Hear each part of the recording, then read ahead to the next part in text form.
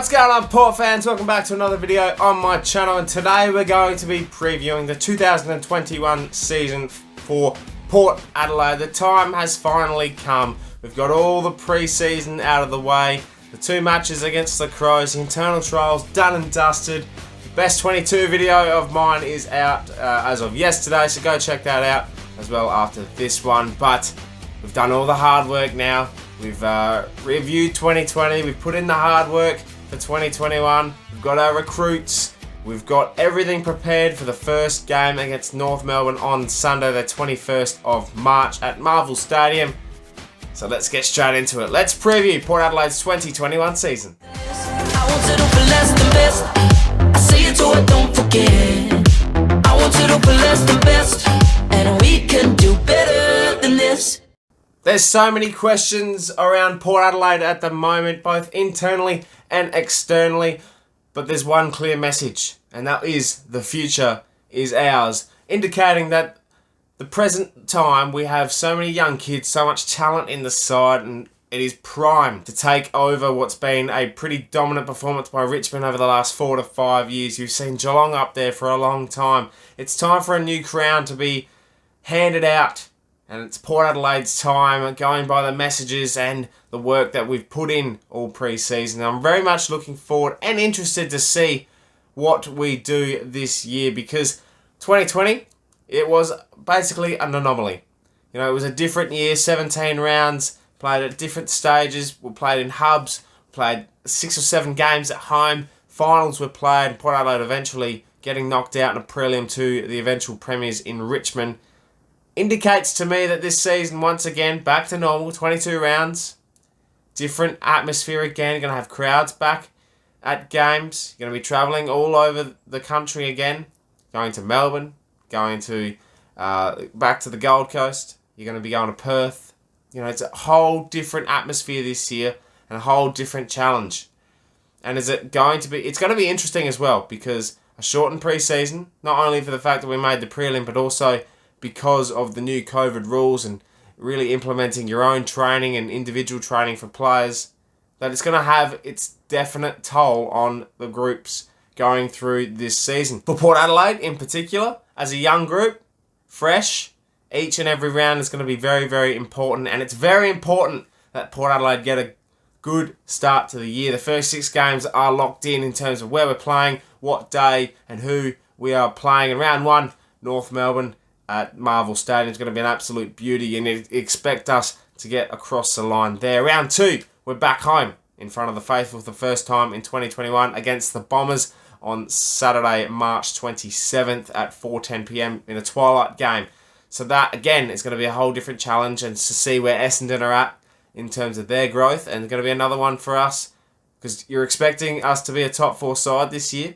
And it's teams like Essendon and North Melbourne we should be beating, especially at home. Round 3, we travel over to WA to play West Coast on Easter weekend. We've had a pretty good record over at Perth Stadium in terms of when we play West Coast on an Easter weekend. Good Friday was the last time we played there, and we pumped them, which was very, very good watching. So can we go back there and do it again? That's going to be the first real test of the season, I believe.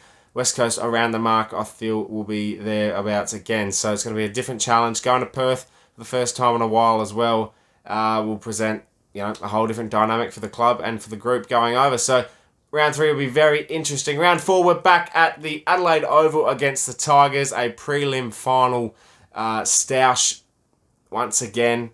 It's time to get a bit of revenge, and that's going to be another challenge. The premiers, we're going to see where both teams are at, and both you expect to be high on the ladder. So an absolute beauty for Friday night footy.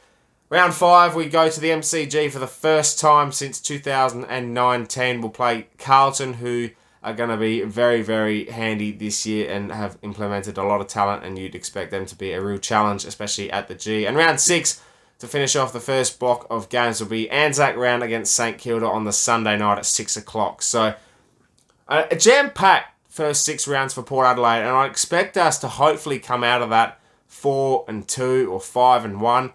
Obviously, we've got to know where teams are at, and it's not the hardest of draws, but it's definitely not the easiest. So hopefully, if we come out of that 4-2 or 5-1, then we're in good stead going into the next block of games But no doubt, the challenge is there for the first 6 weeks, and I'm very much looking forward to seeing what this group produces. The big question of it all is, can Port Adelaide back it up? And I've mentioned the first 6 games of this 2021 season will probably set the tone of how Port Adelaide are tracking going into the year.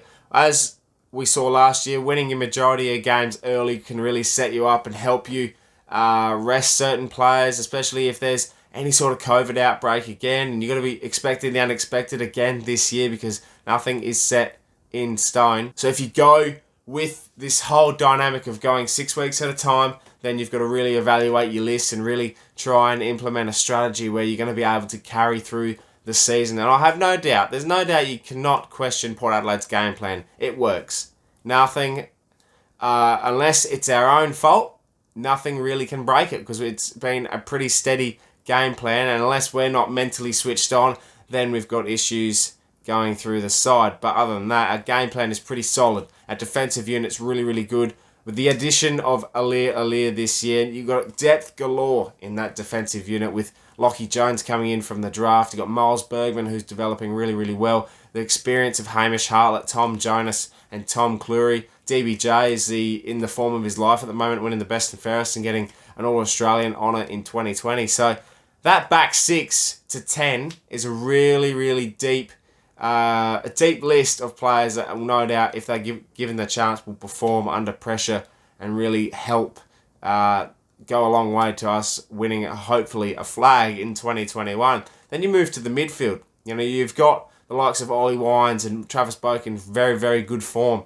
Then you've got maybe a run through with Houston. The youngsters of Connor Rosie and Zach Butters are going to be mixing through there this year, along with Xavier Dersma. We've seen Carl Amon, who's been a magnificent improver in the last couple of years. He's definitely gone to the next level with his game, and he's really developing again to be an inside midfielder a lot more, and that's something with his silky left foot could really help us in that dynamic and create a left field option.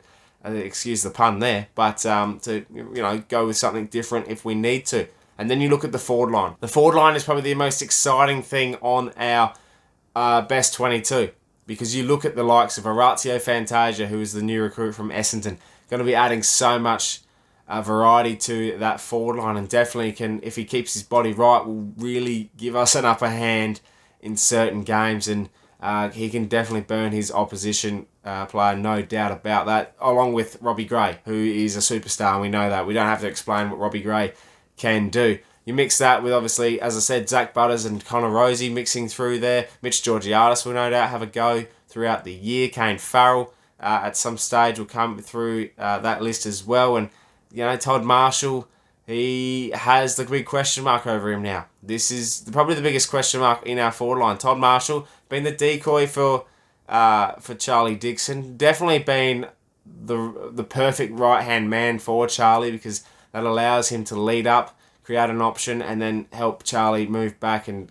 be that big target up forward, which it's got to be a bit more of a 50-50 claim this year if Todd Marshall wants to keep his spot. It's got to demand the footy inside 50 more. Take that chance, that shot at goal, and really risk it, because he no doubt has the talent, but it's time for him to go to the next level and really say, I'm Todd Marshall, this is why you're picking me in the side, and I'm going to be making sure that we're given a good option inside 50. So there is plenty of depth in our forward line, and I look forward to seeing what we can do and produce throughout the year. One other question I actually have this year is, going by the 2 retirements of Brad Ebert and Justin Westhoff, will they be missed?